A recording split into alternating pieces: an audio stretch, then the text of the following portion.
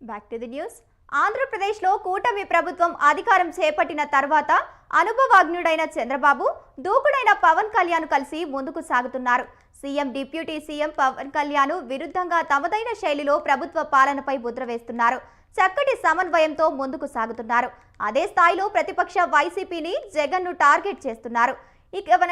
ఇక వైపు నుంచి చంద్రబాబు, మరోవైపు నుంచి పవన్ కళ్యాణ్ దూకుడుతో జగన్ కార్నర్ అవుతున్నారు. కొన్ని విషయాల్లో చంద్రబాబు కంటే కూడా పవన్ దూకుడు వ్యవహరిస్తున్నారు. క్షేత్రస్థాయిలో పర్యటనలో దూసుకుపోతున్నారు. ప్రకాశం జిల్లా మార్కాపురం పర్యటనలో డిప్యూటీ సీఎం పవన్ కళ్యాణ్ ఆసక్తికర వ్యాఖ్యలు చేశారు. తనకు పోరాటం చేయడం తప్ప పరిపాలన అనుభవం లేదని చెప్పారు. చంద్రబాబు లేకపోతే రాష్ట్ర ఆర్థిక పరిస్థితి చక్కబెట్టలేమని అన్నారు. అన్ని శక్తులు కలిస్తే అనుకున్న పనులు జరుగుతాయని చెప్పారు. ఏపీలో కూటమి ఒక పిడికిలి లాంటిదని పవన్, గ్రామ స్థాయిలో కూటమి పార్టీల అవగాహనతో ముందుకు సాగాలని చెప్పారు. మేము ఏ రోజు కూడా ఏ పార్టీని తగ్గించలేదు. తెలుగుదేశాన్ని ఏ రోజు తగ్గించలేదు. భారతీయ జనతా పార్టీ నాయకత్వం లేకపోతే, అండదండ లేకపోతే ఈరోజు జేజేఎం రాదు. ఈ రోజున తెలుగుదేశం పార్టీ లేకపోతే, నా గౌరవ ముఖ్యమంత్రి గారు లేకపోతే ఈ ఫైనాన్స్ ఇంత ప్రణాళికాబద్ధంగా చేయలేం. నాకు అనుభవం లేదు. నాకు పోరాటం చేసే శక్తి ఉంది. ఒక పని చెయ్యాలి అంటే ఇన్ని శక్తులు గుమిగూడా.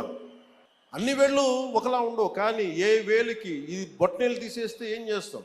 ఏకలో వీళ్ళ ఏం చేయలేము. సో ఎవరు ఎక్కువ ఎవరు తక్కువ లేదు, మొత్తం కలిస్తేనే పిడికిలి. కూటమి అంటే పిడికిలి.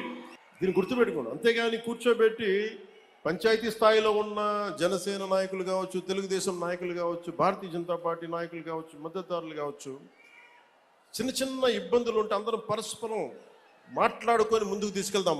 మన ఆబ్జెక్టివ్, మన గోల్ ప్రజలకి న్యాయం చేయటం. మరోవైపు వైసీపీపై, జగన్ పై పవన్ కళ్యాణ్ విరుచుకుపడ్డారు. 2029లో వస్తే అంతు చూస్తామన్నారు. అంతు చూడాలంటే మళ్ళీ రావాలి కదా అని అన్నారు. వైసీపీ ఎలా వస్తుందో తాము చూస్తామని హెచ్చరించారు.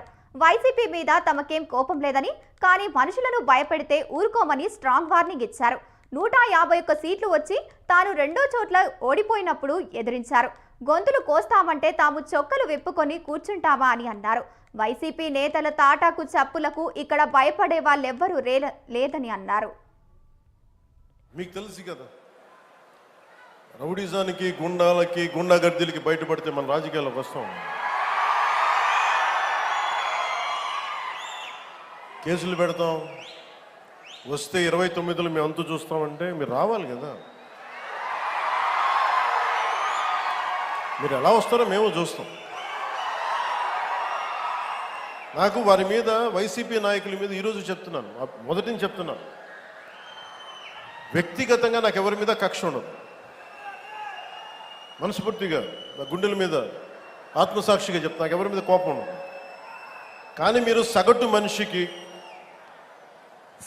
మనిషిలో, ఈ దేశంలో ఉన్న సగటు మనిషికి, సగటు మధ్యతరగతి మనిషికి, సగటు రైతుకి, సగటు యువకుడికి, సగటు యువతకి మీరు కనుక భయభ్రాంతుల్ని క్రియేట్ చేస్తే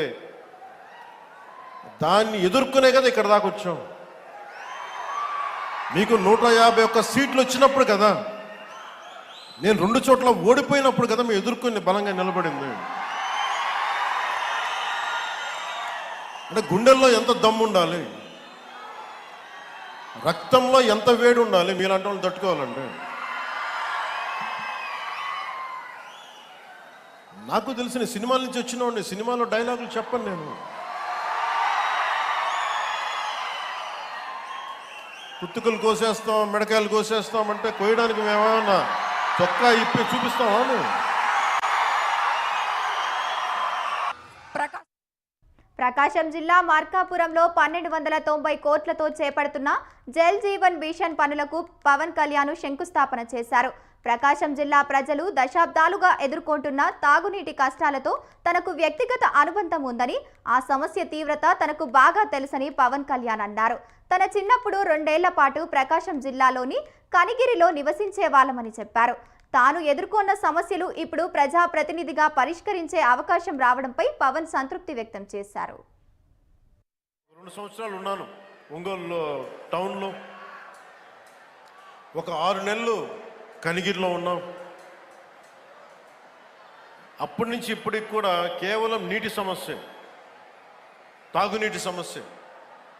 ఆ తాగునీటి ముఖ్యంగా కనిగిరిలో పనిచేసేటప్పుడు 6 నెలల్లో ఎందుకు వెళ్ళిపోవాల్సి వచ్చింది అంటే, మోకాళ్ళు వంగిపోతాయి, వెన్నెముక వంగిపోద్ది, ఈ ఫ్లోరైడ్ సమస్య ఉందని చెప్పి మేము ఇక్కడి నుంచి వెళ్ళిపోవాల్సి వచ్చిన పరిస్థితి.